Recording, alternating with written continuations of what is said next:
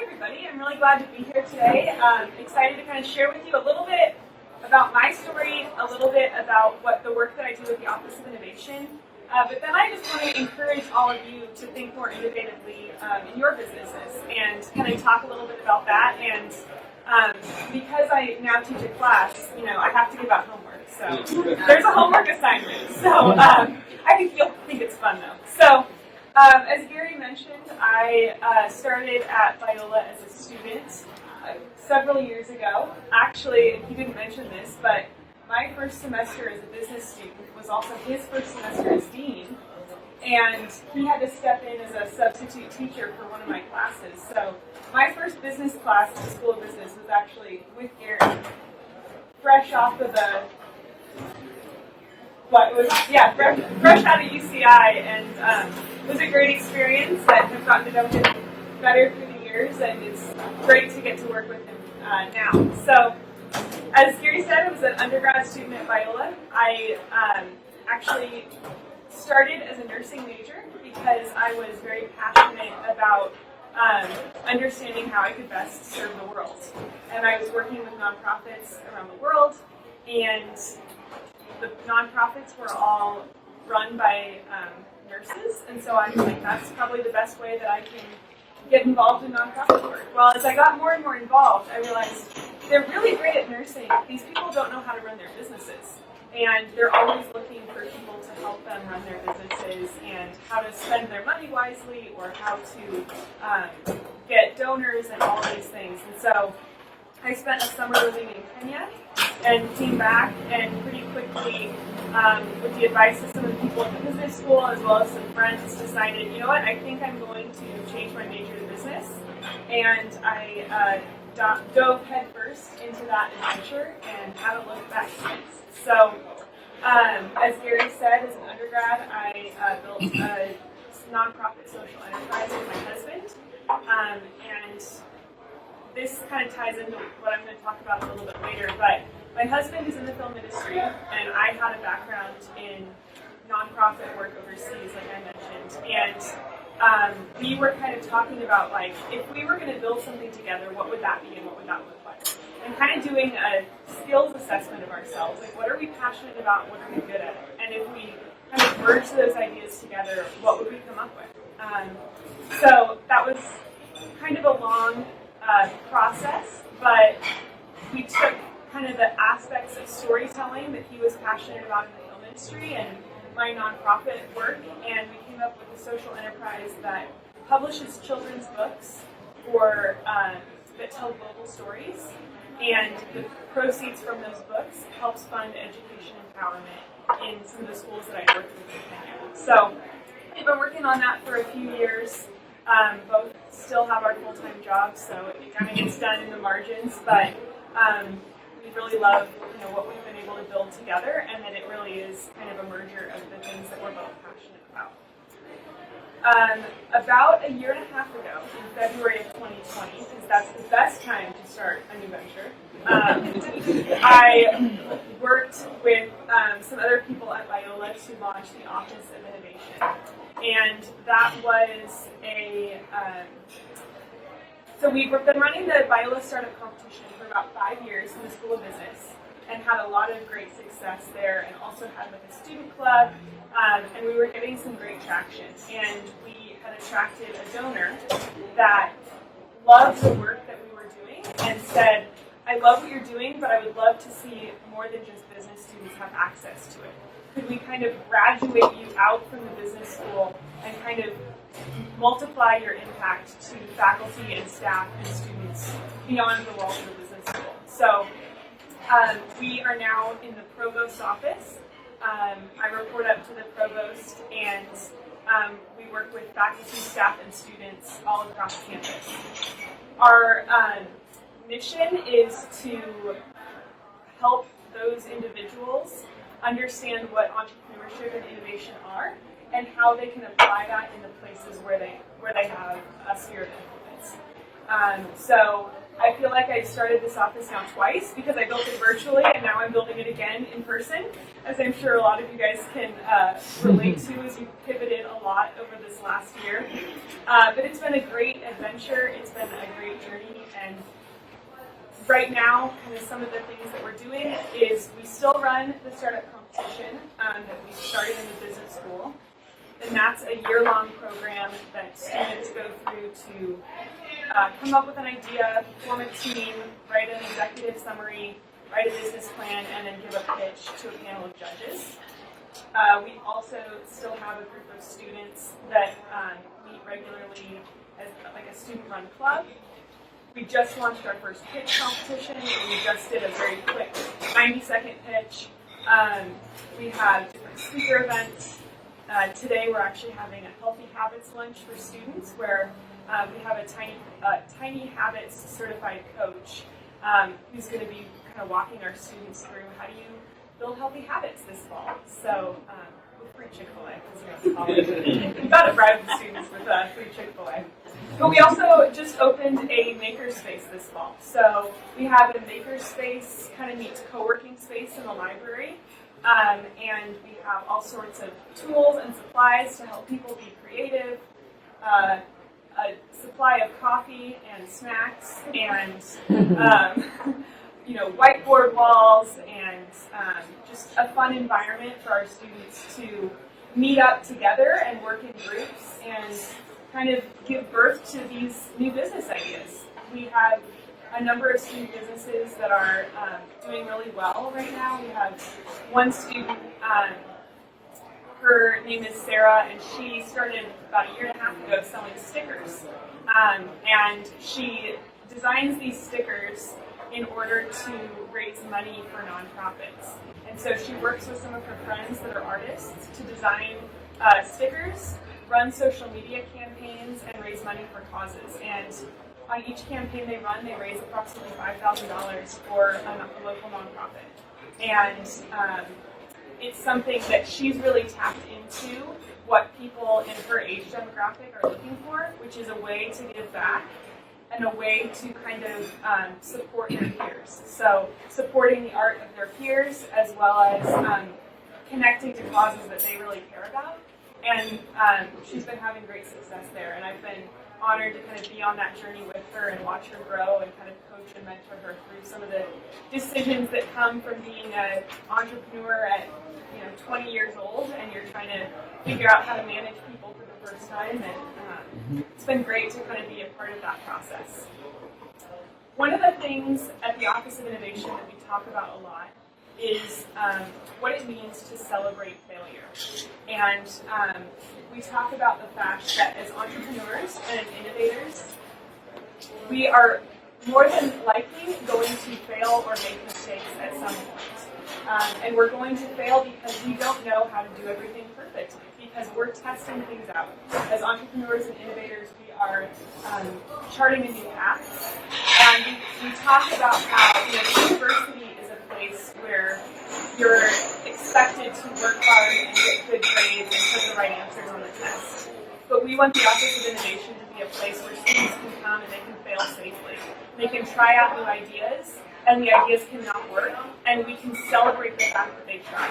We can celebrate the fact that they put themselves out there, and they did something new, and they did something scary, and they can learn from it. And so, I think that would be an encouragement for all of you as well. As we're emerging from this period of COVID where business was very different, and now we're moving into kind of this new chapter, be willing to take some risks, and if they don't work out, then come back together and share and celebrate the ways that you guys have tried new things and the ways that you have learned from that experience.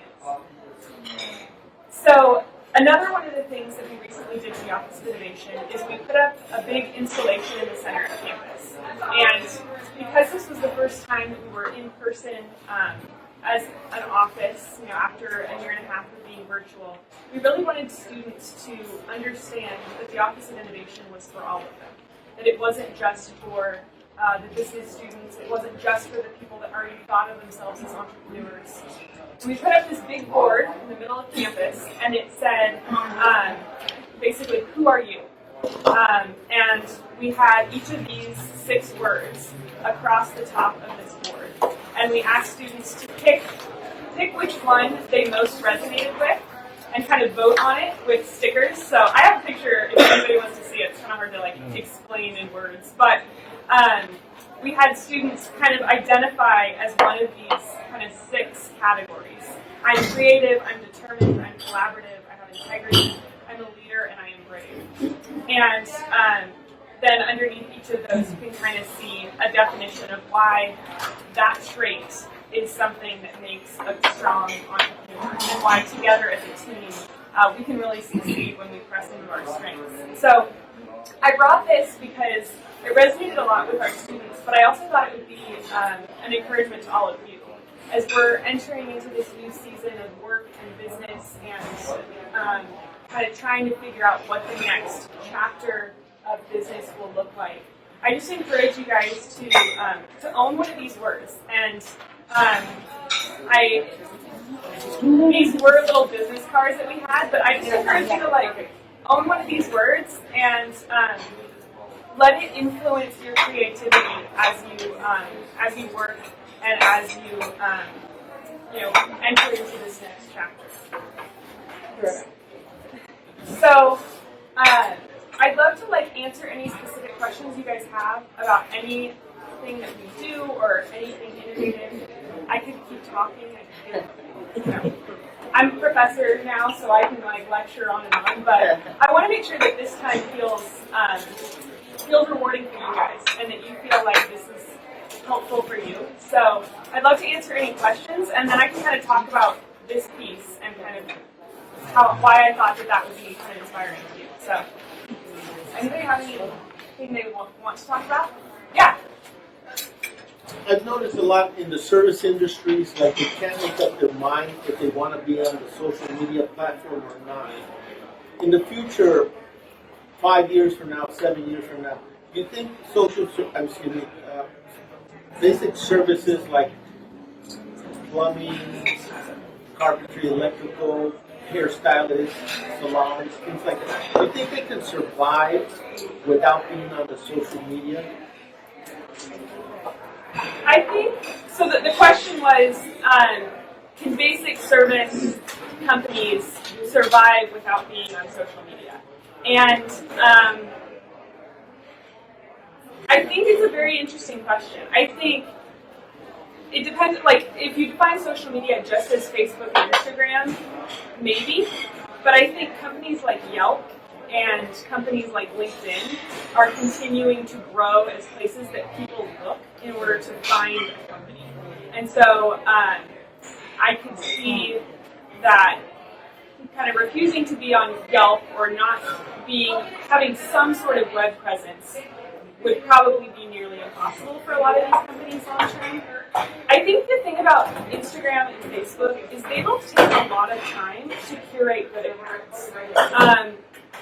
It's one thing to kind of have an account and post a picture every now and then, but realistically, that's not going to get you a lot of traction in the community if you're just posting kind of a whatever picture with a whatever caption. In order to do social media well, in order to really use it as a good social media tool and as a good marketing tool, it can be someone's full-time job to run those accounts. And so I think my encouragement to companies would be to carefully consider where you want to be in that space, but make sure you're doing it well. I would say do it well or don't do it at all, because I think a weak account is going to just take up a lot of your time and energy, and it's not going to really have the payoff that you're looking for. What about services like tutoring? Yeah, I mean, I think there's probably a lot of similarity there. I think whereas plumbing and electrical is kind of more of a necessity, tutoring is a little bit more of I don't want to say it's like a luxury product, it's a choice. And so I do think that probably something like social media would be more important in those kinds of industries than it would be if your power goes out, you need an electrician. people might not automatically think to get to. So, yeah. I like this. This is a great idea. And I feel sometimes we're too caught up in what we're doing that we don't realize that we have these, this is a powers, you know? Yeah. And sometimes we're so caught up in what we're doing that we forget about ourselves. So it's nice to see this paper and actually interact with who you belong in this paper. So I think that's great. I love this. Awesome. I'm glad. Yeah. I was going to ask you, maybe I'm speaking to my fellow realtors here. Being realtors, we're actually in a business that how many people do you contact about it? We're definitely, you know, unless somebody needs a house, they're not going to be in front of us. Mm-hmm. And yet, I get companies that call me up, hey, if you commit to a year and spend, let's say, $5,000 with us, we're going to give you leads. Like, they basically almost like want us to go into debt with the premise that they're going to provide us the golden egg. Mm-hmm. But are you being objective, going in debt for your business because,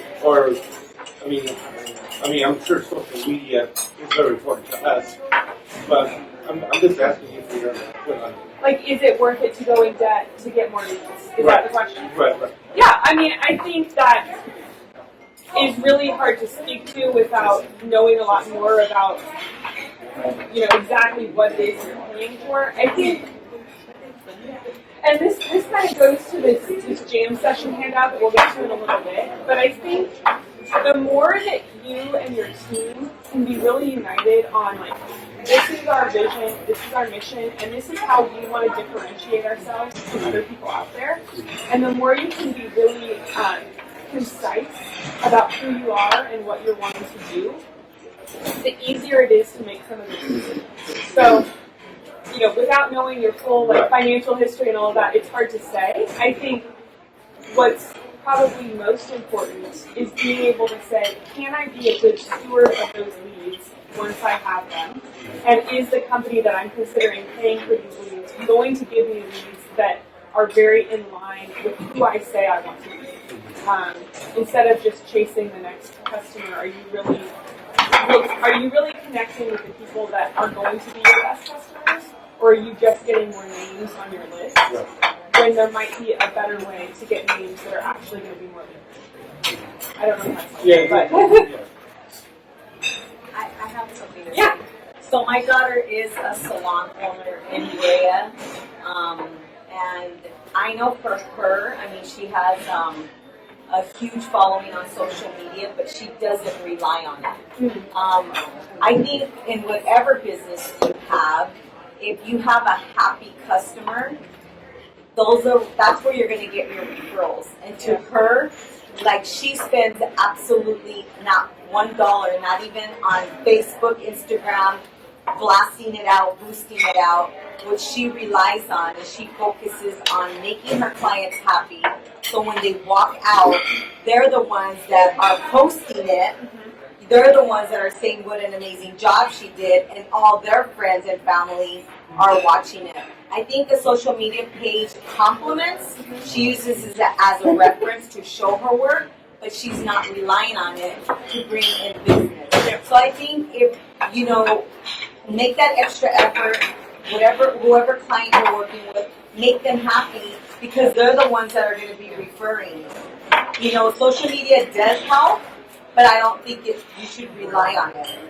Yeah. And I see it. A lot of these influencers, they can make a living off of, being Insta famous now, and it is relevant in this time. And I like what you said. If you're going to do it right, or don't do it at all. Yeah. Good question. Is the Office of Innovation open to the local community? That's not just students. Yes. As well. So we do have some services open to the broader community. Would love to kind of talk with you guys one-on-one if you're interested, and kind of figure out exactly how we can resource you. We probably don't have time or space to house and work with all of you all the time. But we really do want to be involved in the community, and we really do want to be viewed as an asset to you. When we have events, we'd love to kind of make sure you guys are on those invites and can be engaged. So definitely, if you're interested, feel free to reach out to me or give me your card, and I would be more than happy to kind of get you at least on our newsletter and plugged into some of our events and possibly engage more. So, Here's yes. mine. Okay, great. So you'll have time for one more question. That's the question I want to ask. Now, and I've read the website of the Office of Innovation. So let me see if I can phrase this correctly. And this is really important for all of us, really.